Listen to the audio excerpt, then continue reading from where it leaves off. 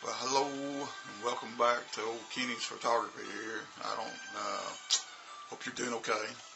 Hope you've been out taking some pictures and whatnot. It's hot summer here, except for today. We got an unusually cool morning today. I've been having lots of people ask me about my camera settings. Now, I'm not talking about taking the picture. They want to know what's going on inside my camera. And it's nothing special, but I thought we'd run through my menu and I could give you some ideas about what I do and why. I got I just went and grabbed my 7200, my D7200, and I'm just going to open up the menu and I'm going to look. I don't know if I'll be able to actually show you anything because I'm using a camcorder, but if you want, you can get your camera out and walk through the menu with me, and I'll just kind of tell you what I do, okay? Now, the first thing, when you open Nikon, the shooting, we got the shooting menu. Now, for me, the first thing that pops up on my D7200 is white balance, and I always put it on auto 1. There are lots of settings for white balance, but most of the time auto is just fine. About the only time I ever really mess with my white balance, if I'm in a place that has colored lights or windows where the lights come in yellow or orange or something, then I'll do a little tweaking. But most of the time, auto white balance is just fine. My picture control I keep on vivid. I would say 90% of everything I shoot is shot with vivid. Every once in a while on a street shoot I go monochrome, black and white. I like my colors to pop, and especially this time of year or whenever there's sunlight. Sunlight takes color away. Where the golden hours, the diffuse light, the colors pop a lot more. The greens are greener, the reds are redder, that sort of thing. So I like to shoot on vivid. I never shoot on standard, ever. I haven't shot on standard in a million years. Landscape is a better setting to me than standard. But anyhow, vivid, we're shooting in vivid. Let's see, active D lighting. If you're a Nikon shooter and you have active D can really be handy. Now I keep mine on auto, my active D on auto, and sometimes before I go messing with ISO very much, I may take a picture and the highlights, especially green. If you're shooting landscapes, I find active D very, very handy when I'm shooting landscapes and we have a lot of green. I might take a shot and say, oh, that's a little dark, and I'll bump my active D up on high. And a lot of times you'll see it bring out some detail. And it's not HDR or anything like that. It's, I don't know how to describe. Active D is a very unique setting, but I keep mine on auto, and sometimes if I want to try, before I start bumping up ISO, I'll try it on a high setting and see if it draws out more. And it usually does. Let's see. Shooting menu. High ISO. I keep mine on norm. I don't try to do anything special. ISO sensitivities. I bounce in and out of auto ISO depending on what I'm shooting. If I'm shooting nature, if I'm walking around, auto ISO. Lots of wildlife and nature photographers shoot maybe like manual, but on auto ISO. So there's nothing wrong with that. Let's see. Let's go.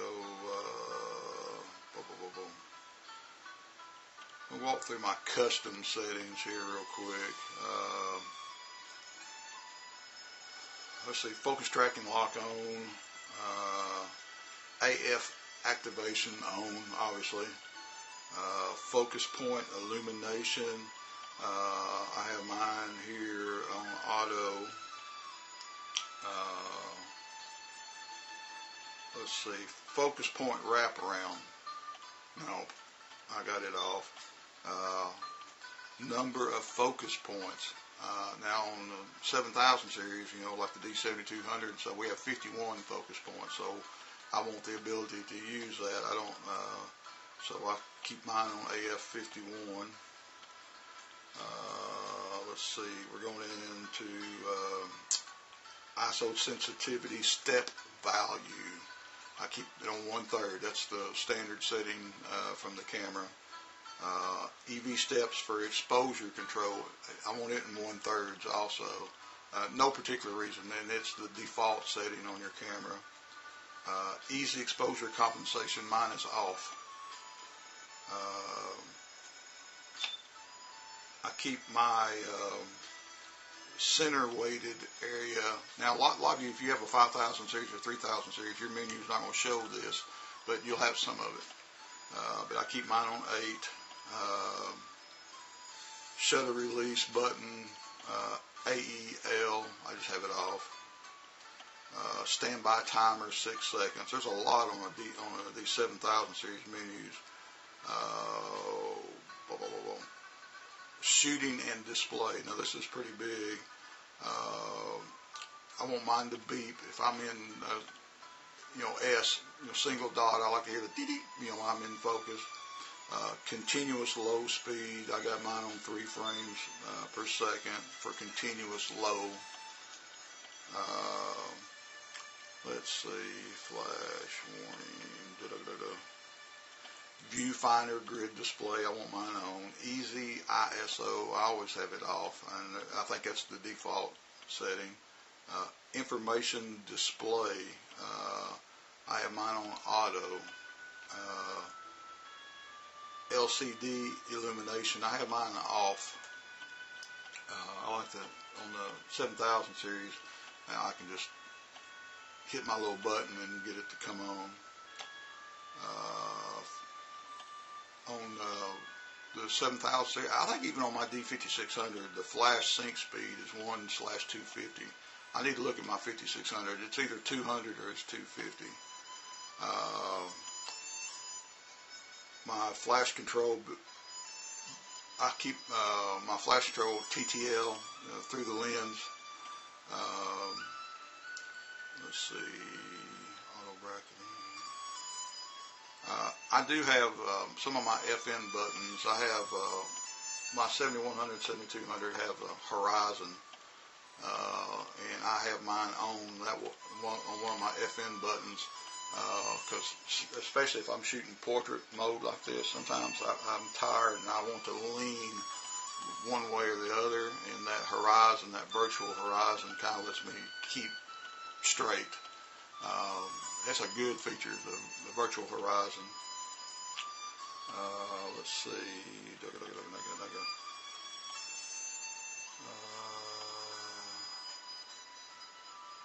think that's about it on the. Let me see. Yeah, that's pretty much the standard stuff. Now, let me find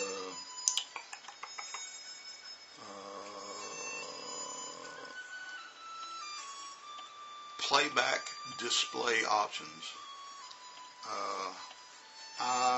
This is in your playback menu. Display options. I check everything. The highlights, the RGB histogram, shooting data. I always have my histogram. You want your histogram to be on. You use your histogram all the time. Now the RGB means red, green, blue. I don't pay attention to the colors, but I look at the graph. So every picture I take, I want to see this screen that gives me all the information. It shows the graph up here, and in this case I'm shooting a little dark, but I want to see all my information. And on a sunny day, when you can't see your screen very well, you can still see that graph, and you know if you're a little underexposed or overexposed. So those are good things. Other than that, I shoot almost everything in manual mode, and I start out often with auto ISO. Now, if I'm shooting somebody like behind, in front of my backdrops, and you're inside or in a controlled condition, then most likely I'll be in a ISO that I'm controlling. And of course, we all want to start out low at 100 and change from there. But usually manual mode. Sometimes I shoot in aperture mode, and I will, if I'm shooting in aperture mode, sometimes I'll play around with exposure compensation a little bit. But anyhow, that's basically it. Cameras are not that difficult, and some of the stuff that I just told you about doesn't make a hill of beans, and some of it does. But that's what I shoot, and it works for me, okay? So anyhow, I hope you have a good day. Subscribe. If you click in, you see this video, and you like it, if it helped you, just subscribe, okay? And anyhow, have a great day, and we'll talk to you later. Bye-bye.